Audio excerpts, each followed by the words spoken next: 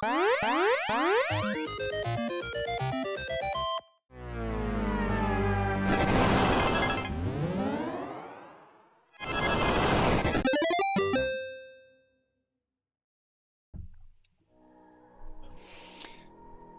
boy, I don't have a Tyler here today, so it's like a scene out of was it Wayne's World where Garth was sitting by himself. He had the show to himself, and you could see like steam coming out of his ears. He's freaking out. I'll be You okay. can do it. I can do it, Kyle. I can do it. You heard Kyle there in the background. I have Kyle on with me. We're going to talk about some digital marketing. I won't talk to myself. I'll bring him on right now. So, Kyle, you do a little bit of work with us for Ocean Ceramics. You're helping us out with some SEO type stuff. Um, you guys do an awesome job with that. You've been great support for that. What we want to chat about today is, for a dental office, what they see in their eyes versus sort of more of a realistic picture in terms of ROI. So I saw this meme the other day. It was a like a high end yacht, So and underneath the yacht it said, the marketing plan. And then the next picture down was a picture of an iron, like a clothes iron. It's like it looked like a boat, but it was held up in front of the water, and it said marketing budget. And the last one was it was like a cruise ship, and that was the expectation. So, what are you seeing, Kyle? What are you seeing out there in terms of what people want? Sort of do they have like a good idea, a good picture of what's involved?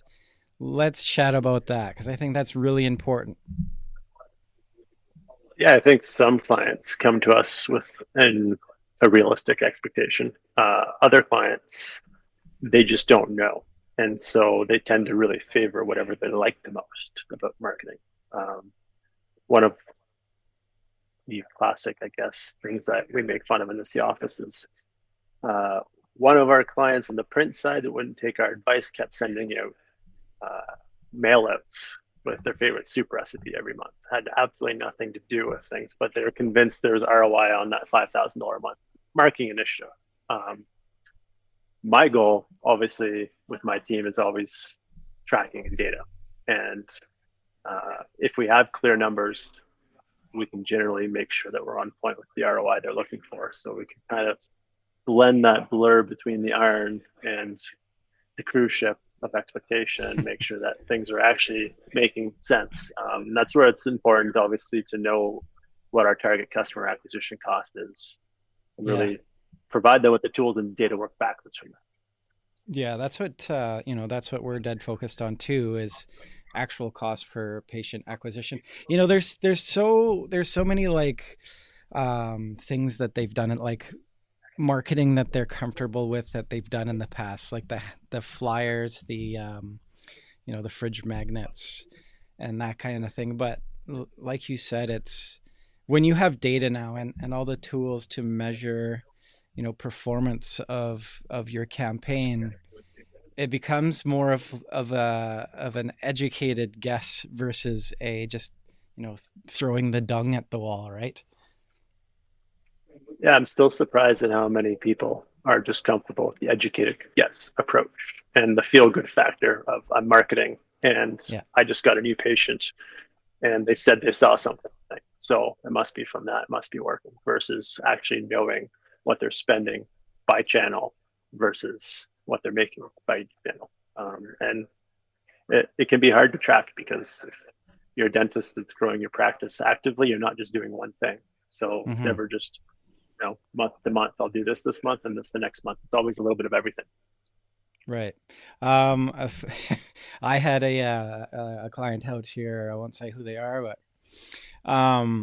we were we were having a meeting with them. We were discussing strategy. We actually were discussing coming in and doing like a video shoot with them. And it was like after we've been doing some services with Dentist on Demand. So Dentist on Demand, as you know, is a listing service, and we drive traffic through social media. Um, they were confused, and I don't blame them, because like you and I both know, Kyle, like the complexities of modern day digital marketing. There's so many pieces that need to be happening simultaneously for it to be successful. But Mhm. they didn't know, what was happening on the front end. Like they had no way to measure in place to determine whether or not a patient came from a referral versus, you know, any other channel. But they hadn't done any marketing in 15 years, like actual marketing. I think they took out an ad in a local newspaper. And that was like 15 years ago, and they've just depended on sort of the referral. And they're a busy practice, so like it hasn't failed on them. And they're good practice and good clinician. But they were strongly under the impression that their big sign out front was bringing in all the patients. Like that's what they attribute to their success. So, what are you consulting your clients into in terms of like dashboards and front end, to give them eyeballs that those patients are actually coming in from paid campaigns? Yeah, I'd say there's two main things. One is just proper conversion tracking set up on the website, um, so that when something does flow through a contact form or is tapped to call, we Mm-hmm. are able to attribute that back to social media, Google Ads, Facebook Ads, or whatever the source was. The other one that I think that's actually utilized a whole lot less is using something like CallRail to do call tracking. Mm-hmm. And That's right.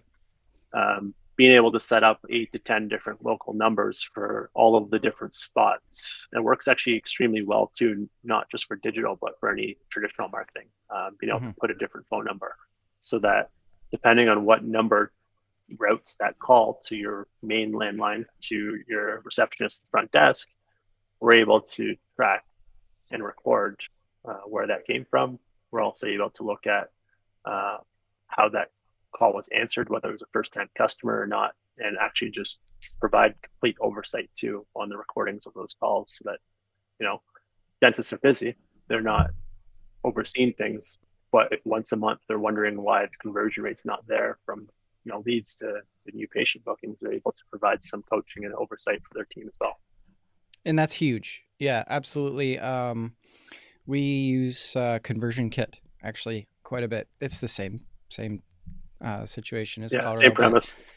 yeah, it's very powerful and almost scary sometimes. We had this one clinic out here in BC that we use this story all the time. We had a patient online, was pre-approved for services A to Z, $15,000 pre-approved patient, just needed to book on a Saturday. And the response from the receptionist was, "We're not open on Saturdays." And that's where the conversation stopped. So there is like a real true power to having that information, so that you can sit down with the team and talk about like that sort of situation. It's not ragging on the front end. you know they are a major part to this marketing piece too. They have to convert, and that's a big deal, right? We can send them all these juicy leads all day long, but it's all about how that front end handles those calls. Have you seen any of your customers adopting Dovetail or any of the more advanced clinic practice? No. No. So um Dovetail is really interesting because, I mean, I know it's very hard to switch from AbleDent or whatever to a new software when you have all of your data there. But mhm. for anyone opening new clinics, I mean, I also, like my fiance, and a lot of my good friends are dentists, and my fiance was a hygienist for many years. And um, scheduling online, it does offer an integration to do that, which is one of the biggest challenges for busy patients now is just not being able to book any way other than calling. Right. But also just access for their team, their hygienists, their dental assistants, front desk staff to be able to know when they're working without coming into the clinic to check. So Mm-hmm. And sorry, what yeah, was that software technology is called? making it's called Dovetail. Dovetail. Okay, cool. I'll have to look that up. I there's so many now. Yeah. We deal with the folks down at Care Crew. They're they have got a really great system that handles recall as well, which is once you get those patients into the practice, let's keep them there and let's get a review for our SEO, right? And the other one Mhm. that we go with is sort of a like an all encompassing communications package called Weave. So we deal with those two primarily, but um, I think the point is to have something in place, right? And Mhm. not only just have something in place, have a system built around that. Get the staff like involved with training, and there is a real division in between front and back end. So enhancing the communication in between those two pieces is crucial as well. So, um, yeah, awesome. What are you seeing driving the most success out there right now in terms of patient traffic? That is a loaded question. You knew it was I coming. mean, I'm pretty biased to a well-structured site paired with a well-structured Google ad campaign, just Right. because that is the most natural fit to tap into more growth tomorrow. Um, I'd say the biggest problems I see is typically a campaign just sending traffic to a homepage instead of being structured and sending specific to treatment or service pages. Like Um, right. Customer Right. like Google's implants wants to see an implant specific ad and then be taken to an implant specific page that talks about it and provides similar level of value as what people often invest to a homepage to be able to convert onto that page. Um, I mean, ads aside, I think dentists are the good ones at least. One of our clients here, I'm not going to take credit for it because we actually started working with them after they had a lot of their success, but they're growing at close to 300 new patients a month for Wow, that's um, amazing. for over 2 years. And for them, it was about the community. Their model was a little bit of everything. Um, Mm-hmm. they had, I'm not going to name the actual Facebook group, but there's a Facebook group that they're part of. And there was 50,000 moms that were a part of that group. And so they're extremely loyal to their presence there. And it was just all around look, the feel, the brand, and what they stood for in terms of a practice and differentiation. And on that note, I'd say the biggest thing that you can take, like even a cookie cutter site here that's made up from a template, and the same site over here with custom photo or video is Mm-hmm. night and day difference from a customer experience standpoint. Um, Yeah. Everyone's seen the same stock photos used on every site over and over Yeah. and over again. Over and over And and over again. Yeah. that's not persuasive. So, No, it's not. It's um, not. yeah, as biased as I am to Google Ads, it's a little bit of everything. A little bit of Yeah. review management, a little bit of email marketing, um, even looking at internal customer upsells, if you will. Mm-hmm. You know, hygiene's generally known to be fairly profitable and consistent, but Yes. every dentist wants to come in and bill as much as they can doing, say, implants or uh, whitening, wisdom teeth removal. If they do those types of procedures, fillings, crowns, and the sort. So, Mm-hmm. looking at ways um, to tap into like your existing customers. Because cosmetic dentistry as well is becoming a lot more. More people are wanting Yeah. veneers, Yeah. whitening, Invisalign. I'm a patient right now. I took it out for the podcast, but I'm Oh an yeah. There you Invisalign go. customer right now. Hey, So you can wear those. They're clear aligners, uh, man. it just Yeah, no, makes it way nailed it. harder to Yeah. speak a little bit. so, Yeah, yeah. uh, so yeah, Absolutely. just lots of stuff like that. Yeah, and like hygiene is the foundational piece of the practice. It keeps people coming back through the door on a regular basis, right? Um Yeah, that's I couldn't agree more.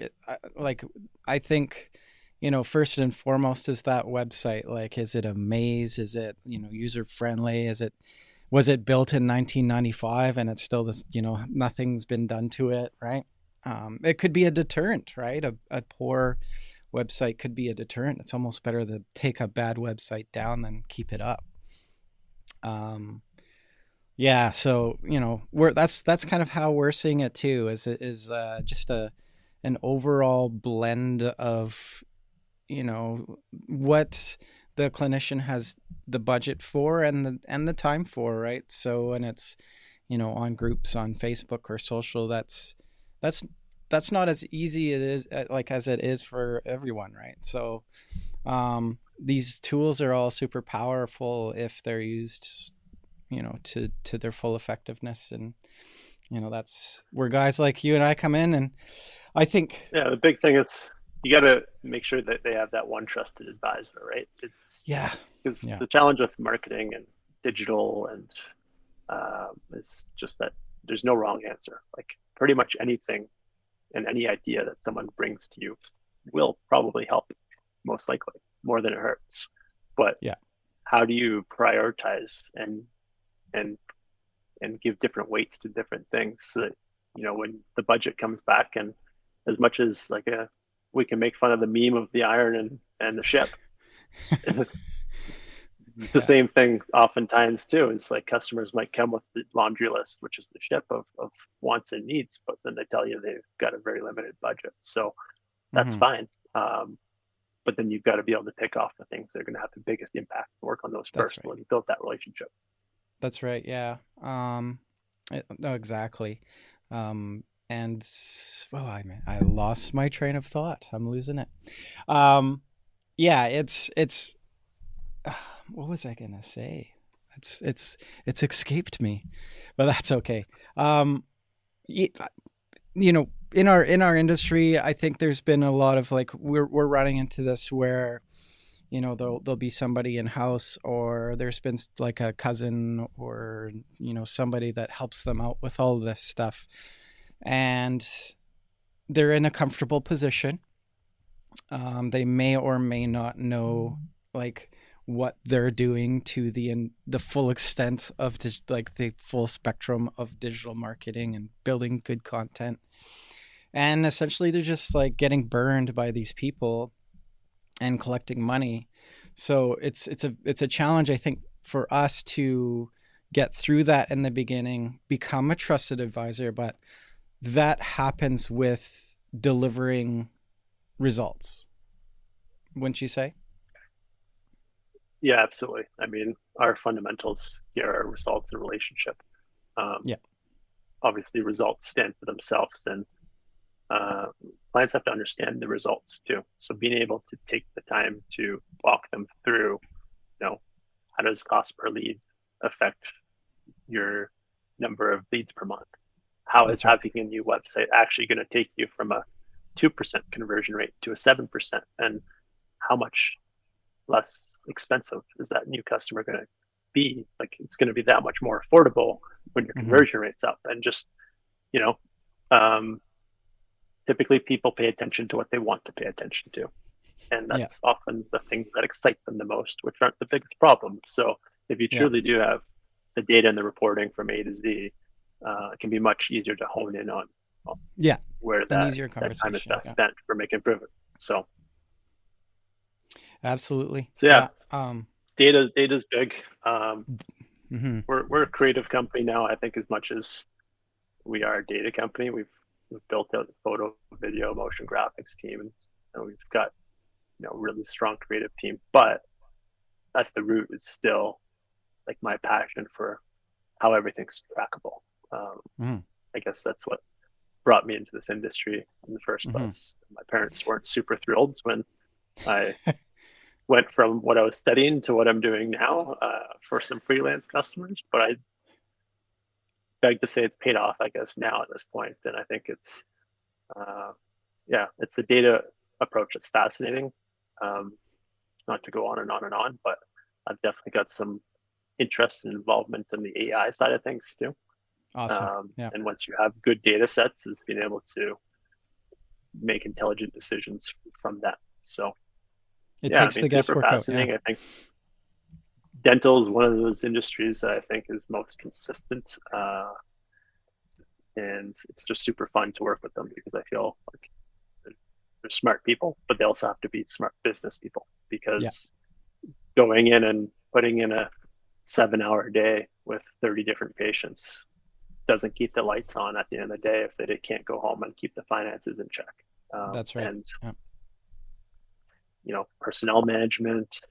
Um, so this is probably as difficult or more difficult than any other business owner. Hmm. Yeah. Yeah. Couldn't have said it like I'm a data nerd too. Absolutely. Like it's when you get out the pie charts and all that, I'm in. Excel sheets. Yep. I get it totally. And it's so much fun with all of the tools that you can deploy now. So yeah, and you're absolutely right. Like, and you know, they are a business owner and a doctor. So sometimes the business side of things is a little, that's a tough road to catch up to. They went to school to be a great clinician and help people, but there's definitely a missing piece to their success in just running a business. Now, don't get me wrong, there's some amazing business owners out there, business clinicians out there, but they still need help from guys like us too. So Yeah, I um, think the more people I get exposed to, the more I also realize that, a lot of times there's reps at, say, Henry Schein or Sinclair. A lot of those are the two major suppliers that can yeah. help you with your practice, even like your floor plan layout, sourcing equipment Hmm. uh, for more affordable prices, Yeah. um, and making sure that your corporation's set up. Some dentists still are sole proprietors, and making sure that succession plan is there so that that practice is sellable one day. Um, Yes, I've been absolutely. seeing Yeah. crazy prices for dentists, dental practices lately, like with the dental corps and stuff of the world Oh that yeah. are Yeah. gobbling up partnerships and whatnot, left, right, and center. To some degree, it makes sense, um, but yeah, it's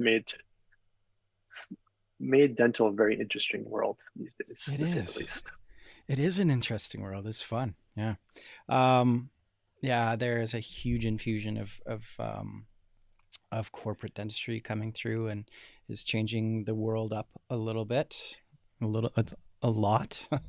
And it's another piece to understand. And they're taking sort of the business out of it for the clinician where they can just go in and do their dentistry and not have to worry about the nuts and bolts of the practice. But it's also taking the control of the practice away from those clinicians too at some degree, right? I know, they have some skin in the game. Some of them still get a percentage of the profit, but um, there's quotas to be met. The team is, all handled through the corporations, so that becomes a challenge because it might not necessarily be, you know, a better situation for them, if I can put it nicely.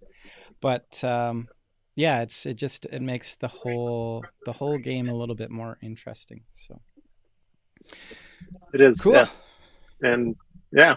So I mean, even a new angle for me is I got close friends right now. We've got dogs; they got a puppy, so we've been hanging out a bit more. But just looking at like what is the plan after being associate? If there's something more there, are Hmm. you buying a practice? Are you Yeah. starting your own practice? You know, how do you value a practice? Those are not things that, unless you've got close friends to discuss things with, um, Mm-hmm. you know, you're really trusting that advisor or the broker for the business, and it's tough. But again, it's a business world. Things are getting more competitive, but at the same Mm-hmm. time, getting more competitive, it's becoming there's more and more options to differentiate. more software out there, more Mhm. social media. Uh, does a dentist need to be on TikTok? Who knows? There are I'll some. let them. There are some, and some of the accounts are Yeah. actually really fun and engaging and can work, Yeah. right? But Yeah. Yeah. to just be on that and some other social media just for the sake of it, it's better to do certain things really well. Yeah. So I couldn't agree more. At least when you're doing something, what is the purpose? What's the end game on that? That's what I always ask. Like, you know, they have great ideas in mind about what they envision, but it's, what is the result of those actions is the important piece. And how does that convert? How does that put you in a better situation? I think that's always the road to go down as the road that's moving the needle forward for everybody. Right. couldn't agree more. Yeah, You got to agree on expectations and track those every step of the way. that's right. Yeah, I agree. Kyle, anything else? Any shout outs or anything that you want to top of mind that you're excited about? Uh, I had a few notes. I think we covered most of them. The exciting things. I mean, I got to give credit to the teams like you guys because I feel like you guys are the movers and shakers as much as the new technology providers are. To be out there creating a fun and engaging, you know, podcast essentially, and all the other things you're doing, to kind of move and shake in some of these traditional industries. So keep it Hmm. up. We'll stay in touch, and thanks for having me. Awesome, Kyle. Yeah, thank you very much. It's a good thing that the truckers aren't out in front of your building now. You can get out and go home and That's right. I'll be able to go home. I was stuck here yeah. for 3 weeks straight. I had to sleep on the hammock upstairs. So Are you serious? no, I wasn't stuck, but Uh, that would have been a cool story. yeah, You should have just yeah. agreed. I should have went with yes. Yeah. All right, Kyle. Have a good weekend. All right. You too. Take care. Bye bye.